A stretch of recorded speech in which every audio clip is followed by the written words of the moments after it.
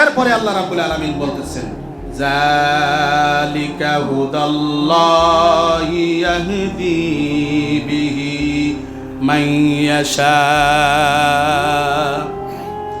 এখানে আল্লাহ বলতেছেন, আল্লাহ যাকে চান তিনি তাকে হেদায়েত দেন। এই কিসের দ্বারা? এই কোরআনের দ্বারা। হেদায়েতটা কিসের দ্বারা দিচ্ছেন? কোরআনের দ্বারা। আল্লাহ এখানে ইন্ডিকেট করছেন যালিকা হুদাল্লাহ। যালিকা ওইটা যেইটা সম্পর্কে এখন আলোচনা করা হচ্ছে, যেই কিতাব সম্পর্কে এখন আলোচনা করা হচ্ছে, এটা হলো যালিকা হুদাল্লাহ। এইটাই হলো আল্লাহর পক্ষ থেকে হেদায়েত। কোনটা? কোরআন। এই কোরআনটা হলো আল্লাহর পক্ষ থেকে হেদায়েত। এরপরে আল্লাহ বলেন, ইয়াহদি বিহি, আর উহা আপনাকে হেদায়েত দিবে, ওহাই আপনাকে হেদায়েত দিবে মাইয়াশা। এরপরে আল্লাহ বলেন, আমি যাকে ইচ্ছা তাকে। এই আমি যারে ইচ্ছা তারে হেদায়েত দেই, এই কথা নিয়া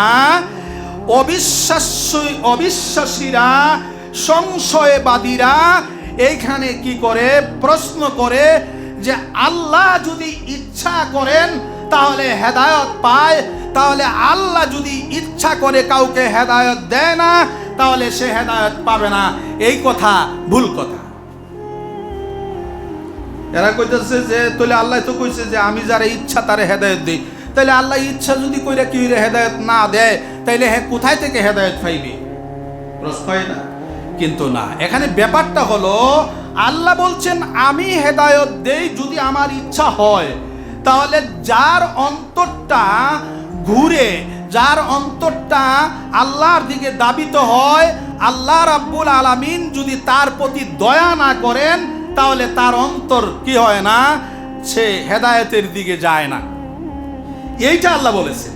কিন্তু তারা প্রশ্ন করে বলে তাইলে তো আল্লাহ নিজেই মানুষকে গুমরা করে রাখেন, আবার কাউকে আল্লাহ নিজেই হেদায়েত দেন। কোনো মানুষ যদি হেদায়েতের দিকে অগ্রসর হয় তাহলে আল্লাহ ইচ্ছা যখন করেন, আল্লাহ যদি ইচ্ছা না করে সে তো কিছুই পারবে না। এই জায়গায় আল্লাহ বলেছেন যে আমি যখন ইচ্ছা করি তখন সে হেদায়েত পায়, কিন্তু হেদায়েতের জন্য আপনাকে আগে কামনা করতে হবে। কি করতে হবে? আপনাকে কামনা করতে হবে।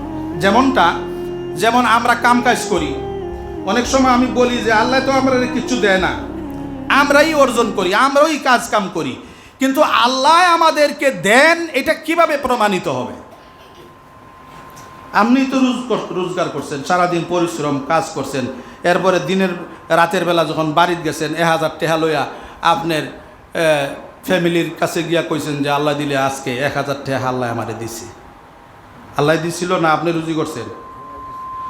আপনি রুজি করছেন, এটা কইলে দোষের না, মানে বোঝার জন্য বলতেছি। আপনিই পরিশ্রম করেছেন, কিন্তু পরিশ্রম যেই বডি দিয়ে করেছেন এই বডিটা কার বানানো? আল্লাহর বানানো। এটা পরোক্ষভাবে একটা চিন্তার ব্যাপার। আপনাকে যদি আল্লাহ সুস্থ না রাখতেন, আল্লাহ যদি আপনাকে এই শরীরটাকে ভালো না রাখতেন, আল্লাহর দেওয়া নিয়ামত এই দেহ যদি ভালো না থাকতো তাহলে আপনি রোজগার করতে পারতেন না।